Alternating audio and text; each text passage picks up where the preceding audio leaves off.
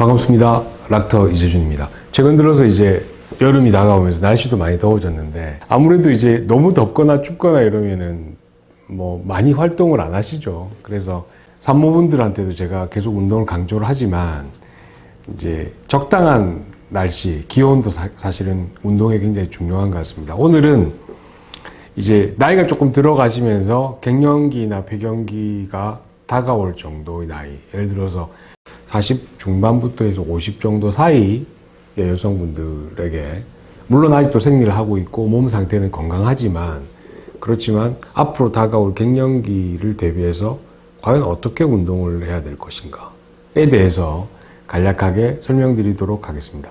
우선 이제 여성분들이 운동 패턴을 보면 보통은 걸어 다니시죠. 그러니까 뭐 긴 거리, 뭐 짧은 거리, 또 러닝머신에서 걷고 그렇게 하면서 예전에 한동안 이제 굉장히 바람이 불었던 게 유산소 운동과 그다음에 걷기 운동이 몸에 굉장히 좋다. 뭐 이런 이야기들을 많이 아마 들으셨을 겁니다. 그래서 여자분들이 가장 좋아하는 운동, 걷기 운동이신데 엄밀하게 따져서 걷기 운동이 그러면 갱년기나 폐경기가 다가오고 있는 여성분들에게 정말 좋은 운동이냐?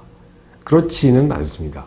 물론 나쁘지는 않습니다, 운동이. 그런데 실질적으로 갱년기나 폐경기가 다가오시는 여자분들의 몸에서 가장 문제가 되는 것, 그리고 폐경 이후에 여성분들이 가장 문제가 되는 것은 근육량입니다.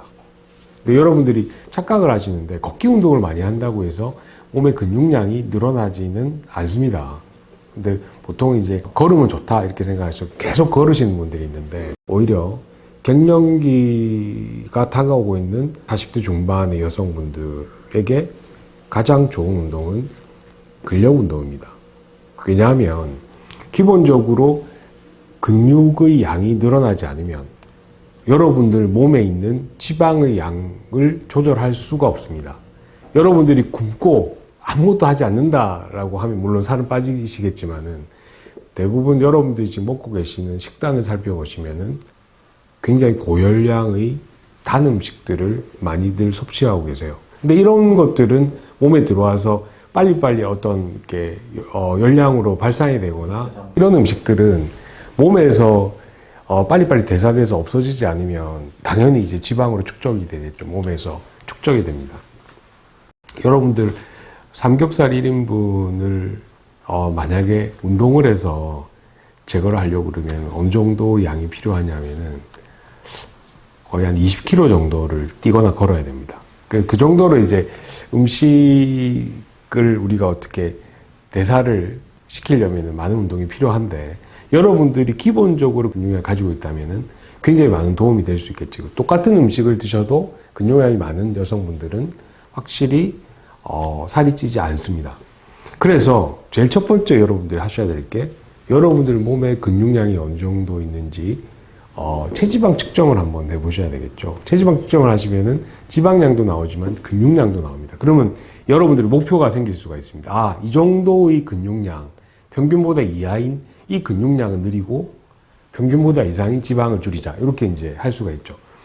제가 이제 몇 가지 사례를 들어서 간략하게 설명을 해드리면 평상시에 운동을 열심히 하셨고 기본적으로 체지방량이 그렇게 많지 않으시고 근육량도 어느 정도 있으신 분들은 걷기 운동이나 이런 거에 투자하시는 것보다는 근육량의 운동 시간을 투자하는 게 좋습니다.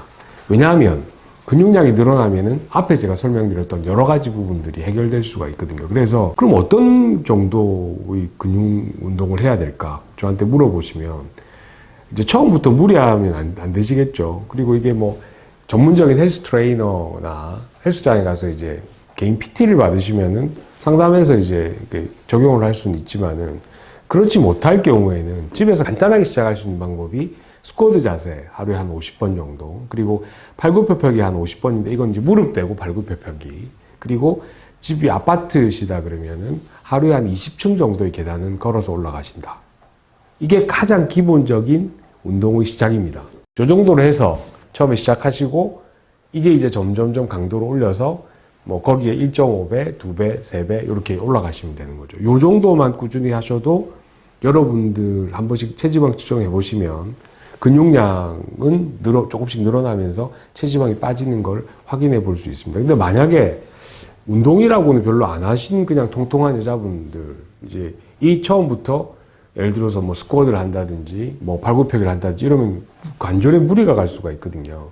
그래서 이런 분들은 처음에 그냥 걷기 운동을 하지 마시고 탁구라든지 아니면 스피닝이라든지 뒷산 등산이라든지 뭐 이런 같이 움직여서 같이 재미를 볼 수 있는 그런 운동을 먼저 시작하셔서 기본적인 근육량을 축적을 하신 다음에 거기에 근육을 더 붙이는 운동을 시작하시는 게 좋습니다. 그리고 그조차도 안 되는 약간 고도 비만 여성분들 같은 경우는 잘못하다가는 자칫 관절, 특히 무릎 관절에 큰 손상이 갈 수도 있습니다. 그래서 이럴 때는 실내 자전거나 아니면은 노젓기 하는 그런 기구 같은 게 있습니다. 그걸 먼저 하셔서 기본적인 자기 체중을 감량을 시킨 다음에 근력 운동을 서서히 진행시키는 것이 관절이나 여러분들 몸에 손상을 주지 않는 길입니다. 그래서 제가 다시 설명드리면 핵심은 40대 중년 여성이 갱년기나 배경기를 앞두고 있다라고 하면은 여러분들이 하시는 운동도 중요하지만 거기에 꼭 추가를 해야 될 것이 여러분들의 근육을 강화시키는 근력 강화 운동을 꼭 하셔야 된다. 근육이 일단 어느 정도가 있게 되면 갱년기나 폐경기 이후에 여러분들의 몸 대사라든지 몸 체형 유지 그리고 여러분들 뼈에서 칼슘이 빠져나가는 것들도 일정 부분 막아줄 수가 있습니다. 그래서 제가 뭐 호르몬제나 이런 여러 가지도 설명을 해드렸지만 지금부터 하셔야 돼요. 만약에 40대 여성이 지금 제 동영상을 보고 계신다면은 당장 오늘부터라도 시작하셔야 될 것은 여러분들이 근력 운동을 시작하시기를 강력하게 권해드립니다. 감사합니다.